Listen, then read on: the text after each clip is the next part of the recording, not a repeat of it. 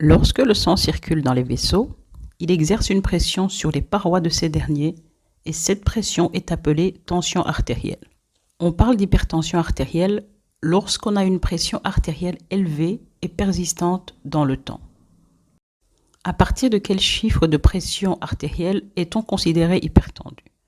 On parle d'hypertension artérielle lorsqu'on a une tension supérieure ou égale à 14,9 cm de mercure, mais ces chiffres restent à adapter selon l'origine ethnique et l'existence d'autres pathologies.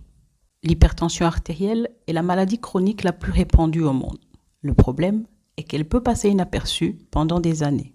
L'Organisation mondiale de la santé estime que 1,28 milliard de personnes dans le monde âgées de 30 à 79 ans sont atteintes d'hypertension et que la plupart d'entre elles, les 2/3, vivent dans des pays à revenus faibles ou intermédiaires. L'OMS estime également que 46% des adultes atteints d'hypertension l'ignorent et que moins de la moitié des adultes souffrant d'hypertension sont diagnostiqués et bénéficient d'un traitement médical. L'hypertension artérielle est considérée comme un tueur silencieux. La pression artérielle élevée finit par créer des lésions et accélérer le vieillissement du cœur ainsi que des artères.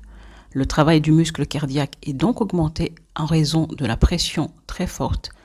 Le cœur va donc grossir, devenir moins performant et s'épuiser. L'hypertension artérielle a des conséquences de santé très graves.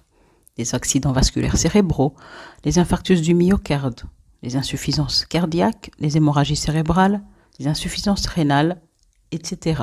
Même si l'hypertension artérielle peut passer inaperçue pendant des années, certains symptômes doivent pouvoir vous alerter.